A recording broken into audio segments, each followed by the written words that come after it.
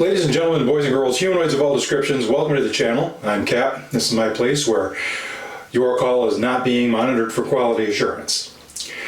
This week we're back in the gun room. We're about, in our next video, to go out and fire some live rounds. I'm going to show you some drills to do for various distances. But in order to do that, you're going to have to administratively move your firearm, ammunition, and other equipment from wherever you store them to wherever it is you're going to shoot. And for that, you need a range bag. So today I'm going to show you my range bag. I'm going to talk about the features it has, what I like, I don't like, and the stuff I put in it and why. So let's get started. So this is my range bag. I bought this out of a catalog. It's about 25 years old. So I have no idea at this point what catalog I got it from. I do believe that whoever put the catalog together mislabeled this bag. I don't think the manufacturer intended this bag to be a range bag because of its dimensions. The main pocket is 14 inches by 12 inches and is quite frankly too big. It gets heavy and awkward to move it around. I believe that this bag was intended to be for a police officer or police patrol supervisor to take out of the trunk of his personal vehicle, put it in the front seat of his patrol car, and have access to written materials and extra ammunition. Having said that, I don't think that's the fault of the manufacturer. As I said, the bag is 25 or more years old. None of the seams have opened up. The zippers are still strong and smooth. And so I really like the quality of the bag. So, features. It has two good strong handles, and what they are is a nylon strap that goes all the way around the bag. It's got a Velcro closure that goes around both straps like this, and it fills the hand nicely. So now let's take a look at the interior. The interior of the bag has removable padded dividers. They attach with a hook and loop closure. I've never had them come loose. They're soft, but not that soft. They've never damaged any of my stuff.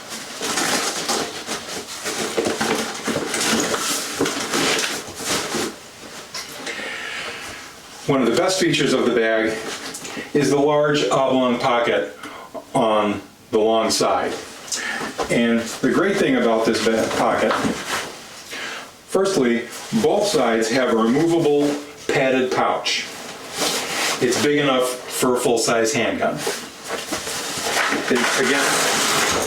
It attaches with a hook and loop closure. The next thing it has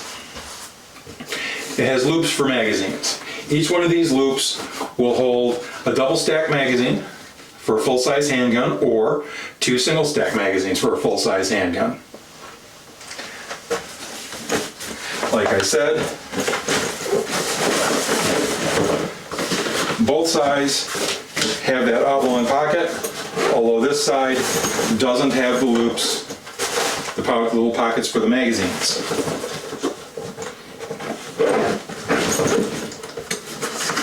On the short sides, we again have a pocket with a magazine, or not a magazine, with a zipper. All the zippers have double pulls on these pockets, and on both sides, again, we have an exterior pocket. Zipper closer, double pulls. So, excellent bag. And the zipper pulls say it's a bag by Tac Force. It's a 25-year-old bag. I have no idea if they're still in business. Hopefully they are. This is a really nice bag. I'm able to clean it if it gets dirty, and again, it hasn't come apart at all. So now, let's take a look at what I put in the bag and why. So, the first thing that I put in my range bag is obviously ammunition. So, I've been telling you since I started making these videos that every time you go to the sporting goods store, you should be buying yourself a magazine for your make and model of handgun. I'm not going to tell you to do something that I don't do myself. So, there's just over 24 pistol magazines here for my 1911s. Why do I think you need to have that many magazines? Well, maybe not this many, but look. Because of my former career, I'm lucky enough to have enough land where I can not only build a house, but I can shoot pistol, shotgun, and rifle without encroaching within 500 feet of another occupied dwelling, including my own. Many of you are not that lucky. Now, for me, that wasn't always the case. At one point, I was a poor college student. I had some guns, and I had to go to state land. Later on, while I was working CO, and I didn't have a house yet, and I didn't own land, I again either had to go to state land, which was first come, first served, when it was legal to shoot there, or I had to drive 45 minutes one way to an indoor range facility where I had to rent a lane by the hour.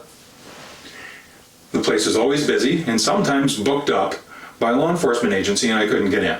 So, training time is valuable, and it can be expensive. The more magazines you have when you walk in the door, the better off you are, because that lets you shoot, and you can sit on the couch in front of the TV and load magazines while you watch Wheel of Fortune, or while you watch me on YouTube. I have ammunition in its original boxes, because you go to somebody else's place, or you go to state land and there happens to be no one there because it's a Monday, you shoot all you want. You'll notice that some of this is shotgun ammo. Well, once a year, I host a 2-gun match, pistol and shotgun. I invite COs that I used to work with, and we make a day of it. So, my range bag, among other things, becomes our supply room. It allows me to issue low brass number 8s to shoot steel with, because we're infringed here where I live and I can't get frangible ammunition, so it's a compromise. But we shoot from far enough away that nothing comes back at us. And again, this becomes my supply room. So let's put the ammo where it goes, and I'll bring out the next item that I keep in my bag. So, the next thing that I have is stuff to do firearms maintenance. So, let's start. I've mentioned Leatherman type tools before. By no means do I suggest that a multi-tool is a replacement for its full-size analog. However, a multi-tool is always head and shoulders above trying to do something with your fingers, especially when your hands are cold and wet. Firearm multi-tool. So what does this have? Well, let's get this taken apart. It's got a little wrench, and it has Torx type bits. So if you have grip scales that are coming loose or something like that, you can tighten things back up. knife, scrapers of various sizes and shapes,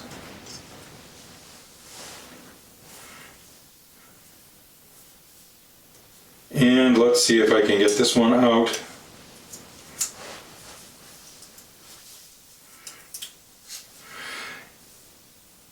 Some small hex wrenches. This one is specifically for 1911 pistols, which is what I carry. So, if I'm away from the house, I'm at a match or some other event, and I start having a mechanical problem, I can take care of it.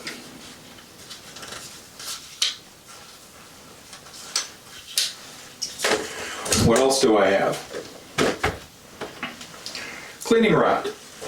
And if you've got a cleaning rod, you have patches. Because again, you may experience some sort of malfunction. Silicone cloth to clean my firearm off. Again, I shoot an M1911. You need a bushing wrench. You don't shoot an M1911, you don't need an M1911 bushing wrench, but there are other tools specific to your brand, make, and model of firearm that you may want to have. The only modification that I make to my handguns, because especially my carry gun, a fiber buffer. I try to stay away from using Loctite, but I have some blue Loctite.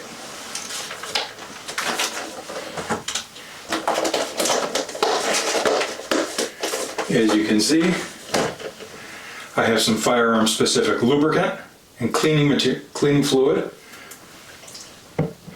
Now you can also see the spray can of CRC brake cleaning fluid.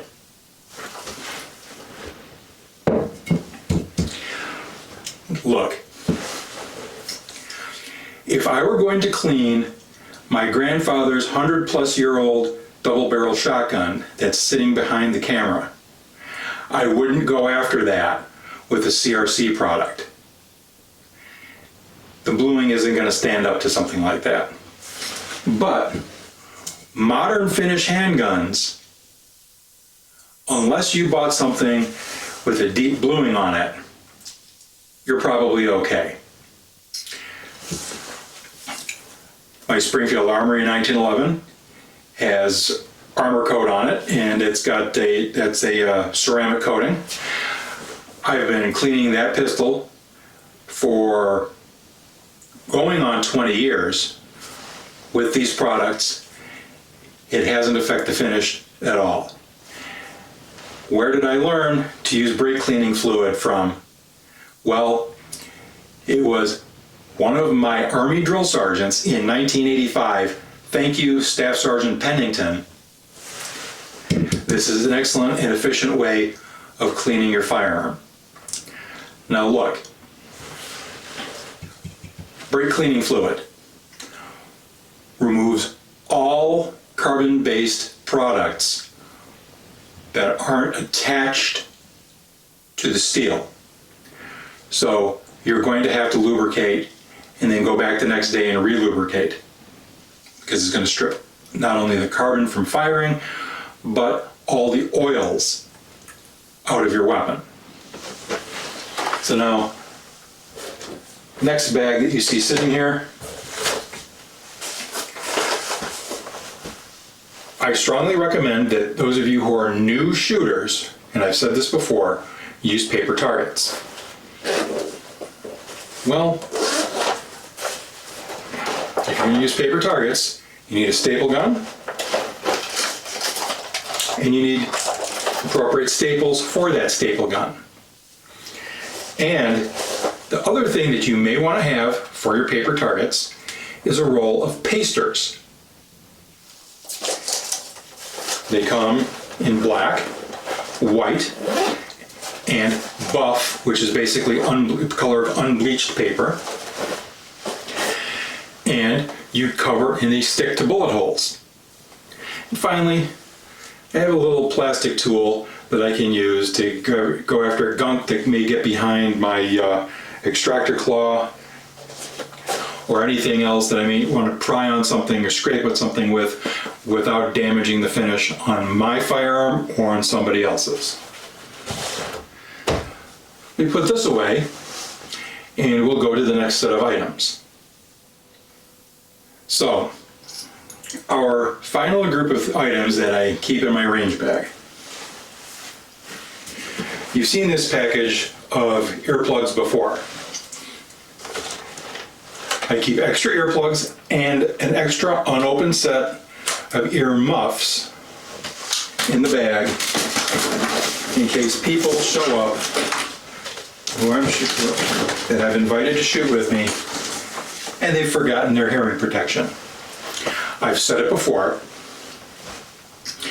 Hearing damage is cumulative. It is permanent. Once you've lost your ability to hear, you're never going to get it back. There are ways that doctors can help you with what hearing you've got left, but once it's gone, guys, it's gone. Eye protection.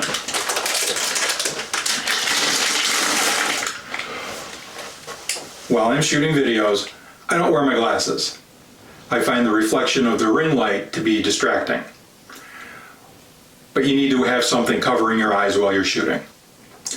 A hard cartridge case touching your eye is a true medical emergency. I can't tell you how lucky I got the one time that I shot without a hat. And I don't pack an extra hat in my bag, but that one time that I shot without a hat, I had an M14 type rifle and the brass took a funny bounce and ended up in between my glasses and my face. I am so lucky that that hot brass didn't touch my eye. I had a burn mark right there on the orbit, and trust me, no matter how hard you try, you can't back away from your own face. Keep your face, keep your eyes covered. I have a roll of duct tape and zip ties. You never know what's going to come apart while you're trying to have a range session. And finally, although I have encouraged you as a new shooter to be using paper, once you advance, become intermediate, or start having your own place to shoot and you start using steel targets, you're going to need a couple of cans of paint. So, what have we discussed today? We discussed the features of my range bag that I like and don't like. We discussed what I put in my bag and why. Finally, when you go and look for your own range bag, you should be looking for something probably about a third of this size. I was really surprised when this humongous thing arrived in the mail, but it served me well for 25 years. Look for well-constructed bags, buy once, cry once. So, next month, our firearms video will be out on the range, and like I said, I'm going to show you some various drills that you can do at 1.5, 3, 5, 7, and 15 yards. Till then, continue practicing drawing and holstering and doing your dry fire with your ammunition secured away from your empty firearm while you're doing those drills. We'll see you next month.